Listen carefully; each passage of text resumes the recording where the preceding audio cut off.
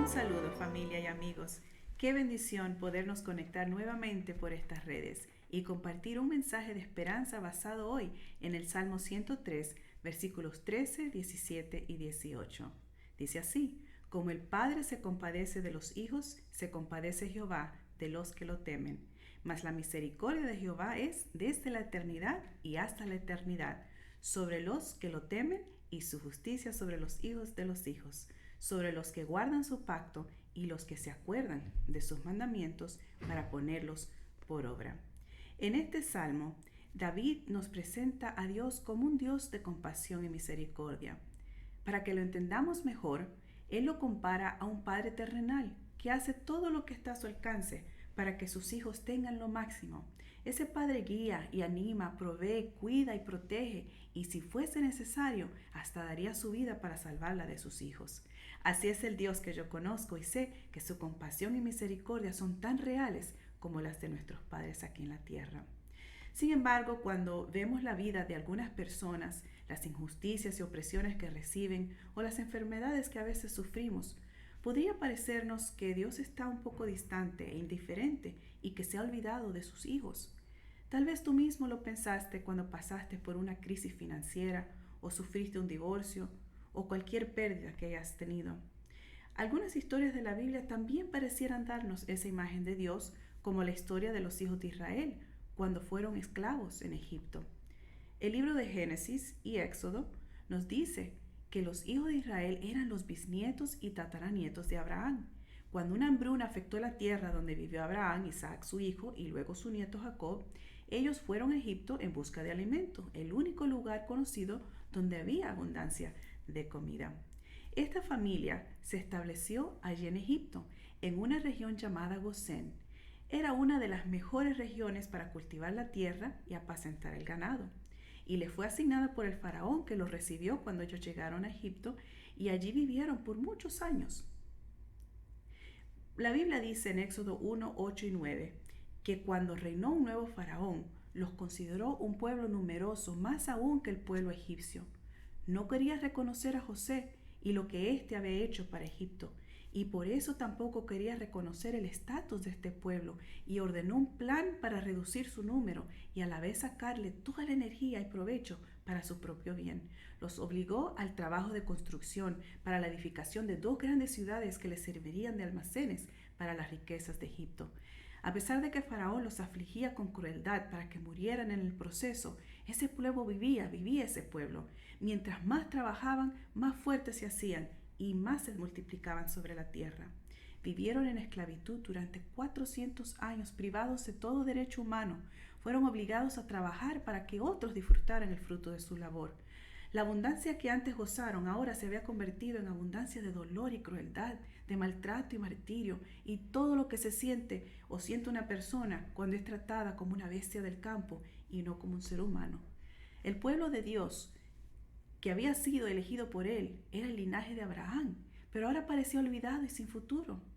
Éxodo 2, 24 y 25 dicen que Dios oyó el gemido de ellos y se acordó de su pacto con Abraham, Isaac y Jacob.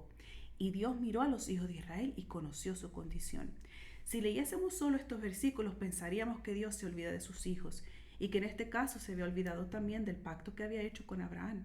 ¿Podría Dios olvidarse de su promesa de bendecir a la descendencia de Abraham?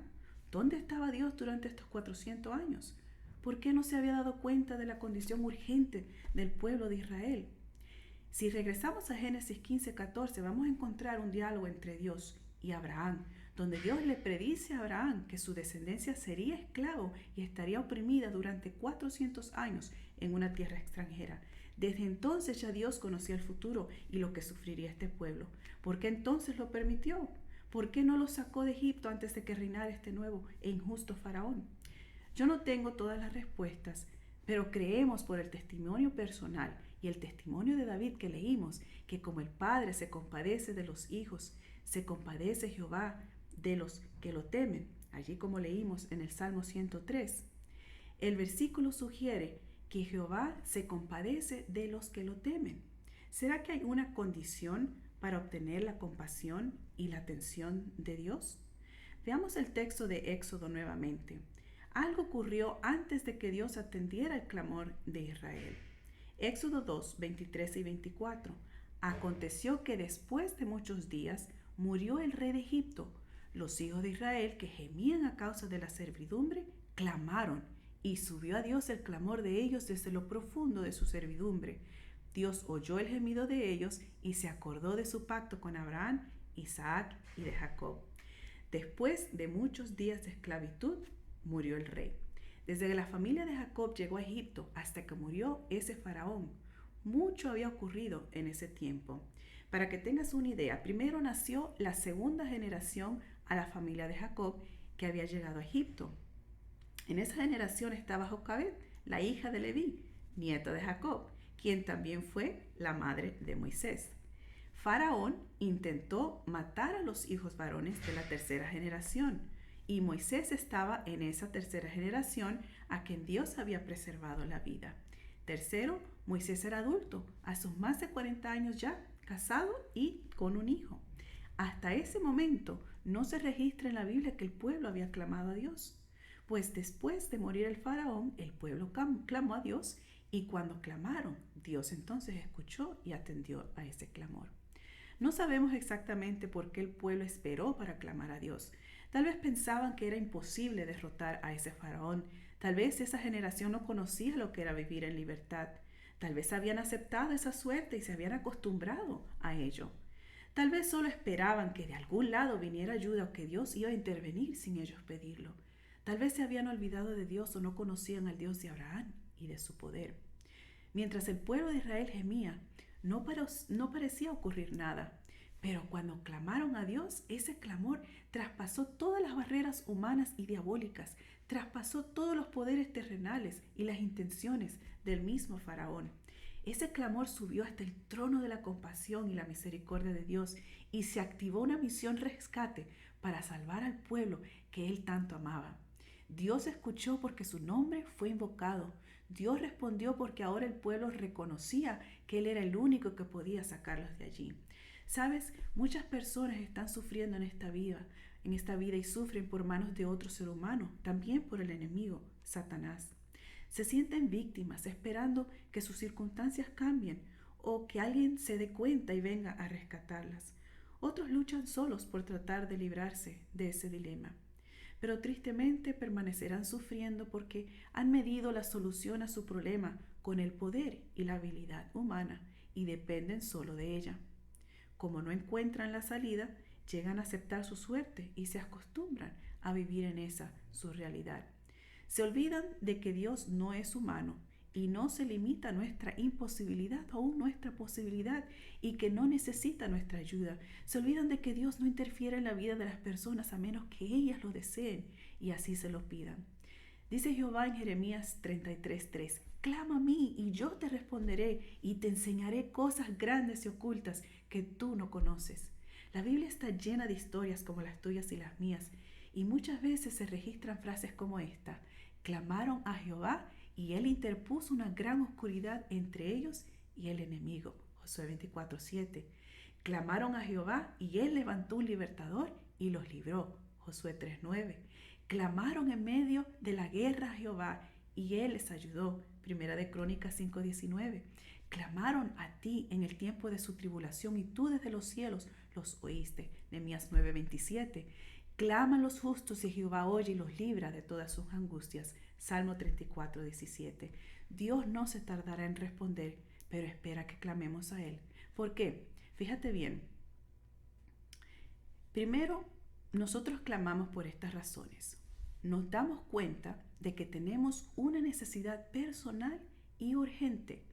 Segundo, clamamos porque confesamos nuestra insuficiencia de no poder resolver la situación en que estamos. 3. Clamamos porque reconocemos que solo Jehová puede darnos la salida. 4. Clamamos porque aceptamos la ayuda que vendrá de Jehová. 5. Clamamos porque deseamos una audiencia con el Rey de Reyes. 6.